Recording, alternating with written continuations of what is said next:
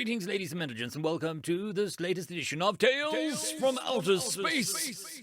Hope you enjoy. Story number 1. Enrichment, written by Marilyn of Many. Before you asked, said the medical officer to the captain. Yes, I've made progress with the enrichment activities for the crew. Good, said Captain Zuz, flicking her antennae with approval. She stepped the rest of the way into the medical bay, allowing the door to shut behind her thorax. I never doubted your skills.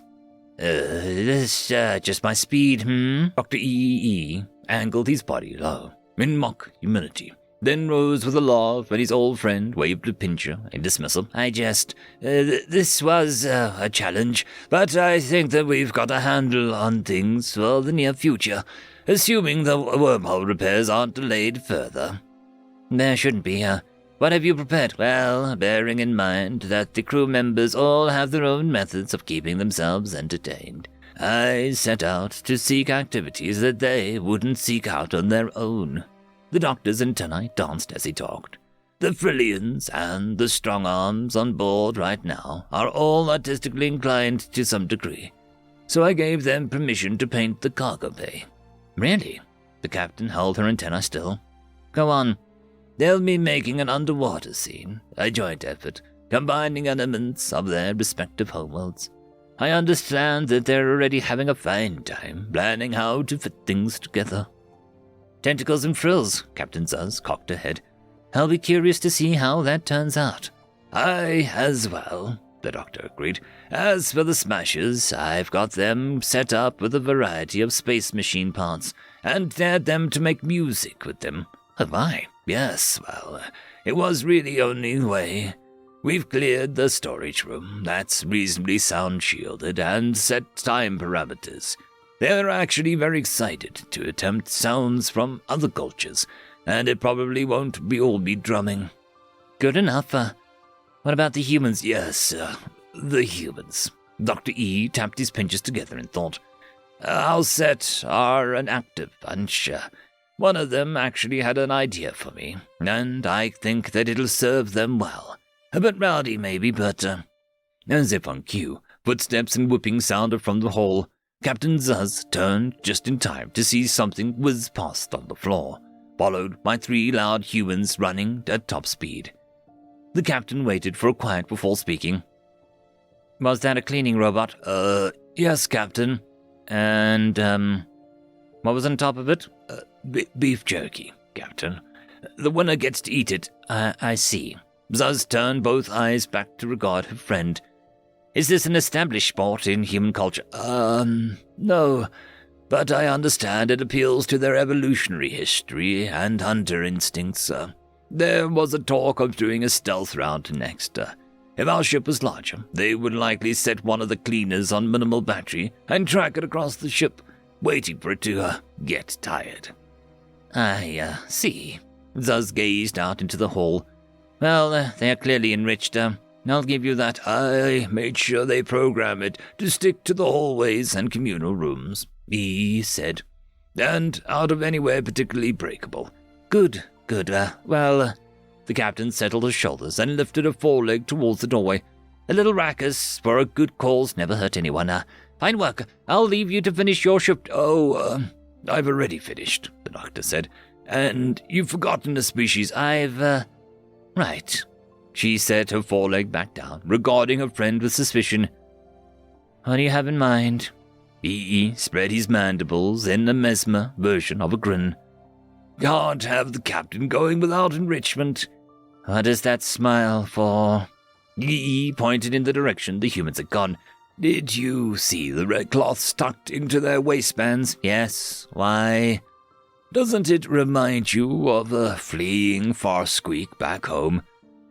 Captain Zuz broke into laughter. You didn't. Dr. E grinned wider. Of course I did. The humans don't mind at all, this additional enrichment for them. They've been both predator and prey in their own evolution, and a lot of their games reflect that. They've even promised to try not to kick you in the head in startlement when you lunge out of the shadows. Zuz chuckled darkly.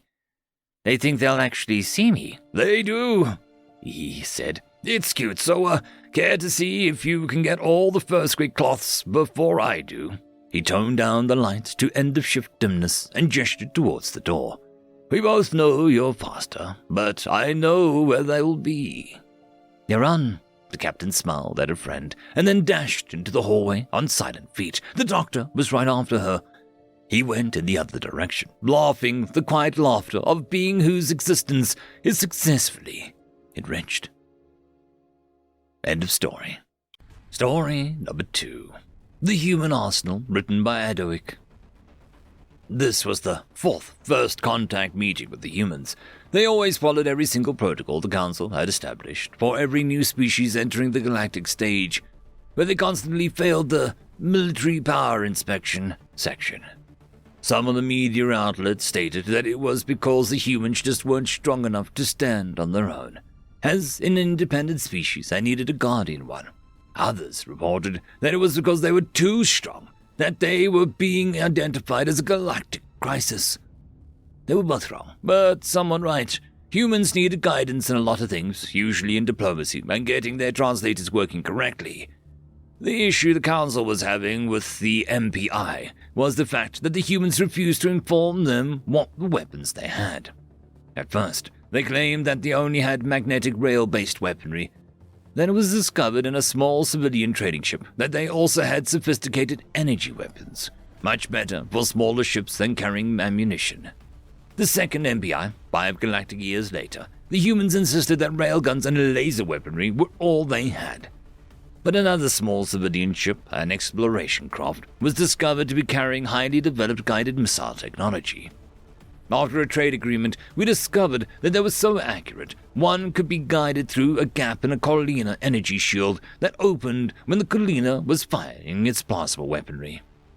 The third MPI, another 5 years later, the humans acknowledged that they had conventional missiles, railguns, and laser weaponry. But when the Council had finally been given access to the small warcraft, an engineer noticed its power source was a form of nuclear fission. The military staff recognized that that meant that humans likely had nuclear weaponry as well. The fourth MPI, another 5 years later, the humans made their last statement that they had highly guidable nuclear missiles, railguns, which could fire nuclear-based shells, and laser weaponry. Believing species like humans couldn't possibly have more, they were accepted into the galactic stage as independents. Then the first war for them came. They were attacked by the IOA, slavers and despots who barely missed being classed as a crisis. They were one of the strongest species in the galaxy. But humans pushed them back. That's when we learned the humans had many more weapons, and more terrifying ones. They unleashed a chemical weapon, one derived from what they called the sarin gas. It annihilated an entire AoE invasion force in moments. So the IOE issued a chemical weapon countering masks. The humans sent out a message that the IOE needed to surrender or there would be no return. Of course, the IOE refused. That's when, based on our records, the humans sent out a suicide force to the IOE homeworld. There, the humans unleashed a biological weapon, one developed specifically to kill the IOE. We later discovered that the humans developed this weapon in a mere 3 galactic years after meeting the IOE. 3.9 billion IOE died on their homeworld. The ones who fled brought this weapon unknowingly to other colonies. Within 10 galactic years, the IOE were classified as an endangered intelligent species. Within 15, the numbers were down to the thousands. When the Council began discussing reparations, a forced peace treaty, and the possibility of humans having to go through the steps to aid the IOE in recovery, there was a data leak.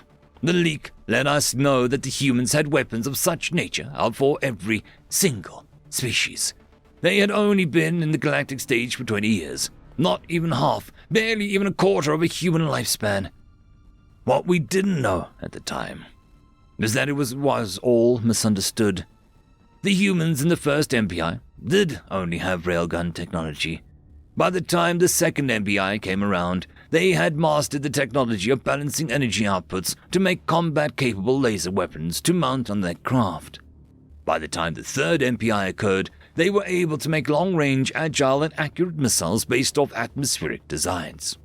Finally, the fourth MPI occurred, and the humans had figured out a perfectly balanced missile loaded with nuclear warheads, capable of taking out an entire ship in a single shot. Then they mounted it to an unguided package for their railguns. They had been developing military technologies for their entire existence, and were constantly adapting their arsenals. Even the IOE had been using the same ballistic-based rifle for 300 years. The Colina shielding technology hadn't been updated in 400 years. Other species were being outshined by these humans in weapons technologies. And that's not even covering what happened when they discovered DNA splicing and engineering.